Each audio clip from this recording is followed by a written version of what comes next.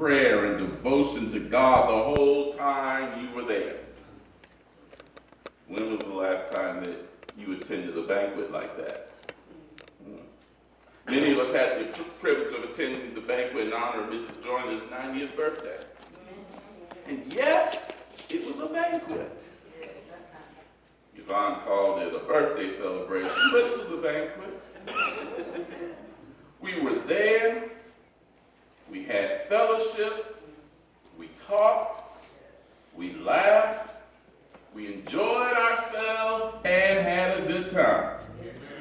And all of us are Christians, and we love the Lord, and we even praised the Lord while we were there. But we still enjoyed ourselves and had a good time. Now, if this is how we act at a banquet, why do we expect the banquets that Jesus attended to be solemn occasions where no one laughed, everyone was serious, listening to the divine words of Jesus?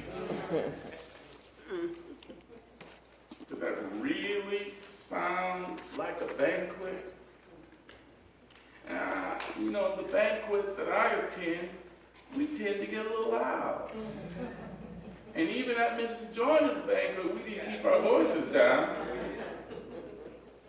No.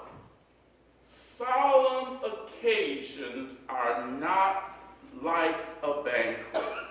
And we should not expect the banquets that Jesus attended to be solemn occasions, just because they're written in the Bible.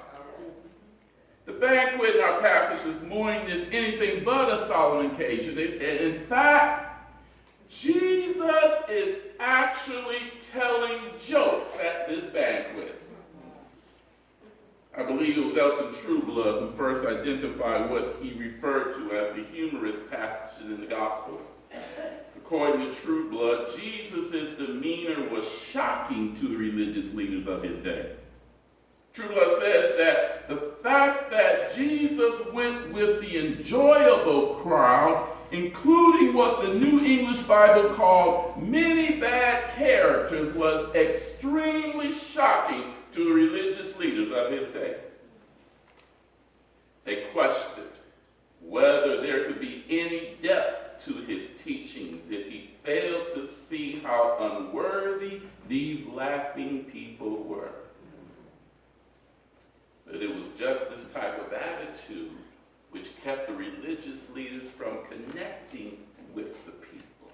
And at the same time, it is why Jesus did connect with the people. But it's often why we often fail to truly understand who Jesus was. As I said earlier, the Bible is not always serious.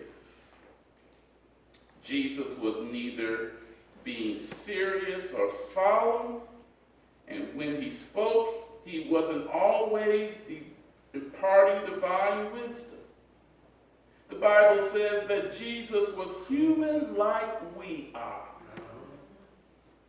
Why don't we ever think that Jesus is having fun, having a good time, and enjoying himself? Surely not even Jesus could be solemn and demure all the time. For Jesus to be fully human, not only was he tested in every way that we are, he also was full of laughter and enjoyment, just as we are. Trueblood was the first to point this out, but since then, several commentators have pointed out that the humor of Jesus can be found in the Gospels, but not only in the Gospels, but in other passages of the Bible as well. But however, this morning, in our passage, Jesus doesn't intend just to be humorous. He's actually being funny. Let's look at the story. In our pew Bibles, verse 15 says that the guests were at the table with Jesus reclining. It speaks of them as reclining because they didn't sit in chairs around a table like we do. Instead, there were pillows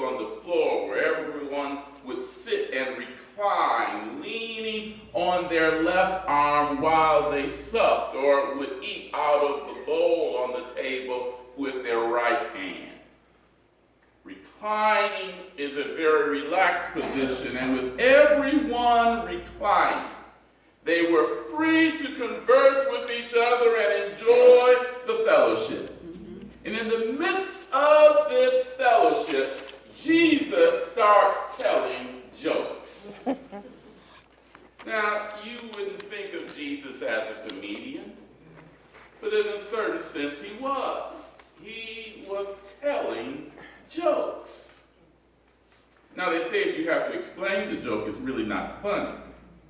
But since it's been more than 2,000 years since the jokes were told, and since you probably didn't recognize them before as being jokes, I need to explain them to you this morning. But once I do, they'll make perfect sense to you. So the scene here is all of these men reclining around the table, and Jesus starts telling jokes. Jesus says that a man was giving a large banquet, and he invited many. And at the time of the banquet, he sent his slave to call of the guests to come. In Jesus' day, invitations would have gone out weeks ago, inviting all of the guests to the banquet, and everyone would have RSVP saying that they would attend. However, the invitation would only have the date of the banquet. Let's just say September 1st. The invitation would only have the date of the banquet, but it would not include the time. Knowing the date, however, everyone was just expected to be ready when they were called to come. So the slave went out to inform all of the guests who had previously RSVP'd and that it was time for them to attend. But as it says in verse 18 in our text, when the slave went out and called them to attend, all of the guests who had previously said that they would attend all began to make excuses about why they couldn't come. Jesus says the first person that was invited said that he had just bought a field and that he needed to go and see or examine it. Now, when Jesus said this, everybody would have started laughing. And here's why. Who buys a field, or any piece of property for that matter, without examining it first? Only a fool would buy property without it first having been inspected. But that's not the funny part. The funny part is this. Banquets were held at night. Who examines a field at night? Everybody would have laughed at this.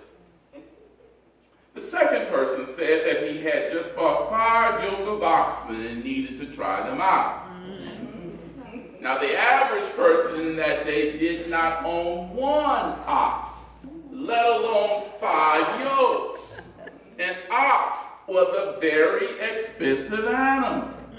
But to say that you had a yoke of oxen meant that you had 2 tied together. So the man had bought 10 oxen to plow his field. Obviously, this was a very wealthy man, but he wasn't very bright. Remember, banquets are held at night. Who plows a field at night? Oh, the guests would have roared at this one, laughing at this rich, foolish man out plowing the field at night. Third person said that he couldn't come because he had just gotten married. Now, Deuteronomy 24:5 says that when a man gets married, he is neither to go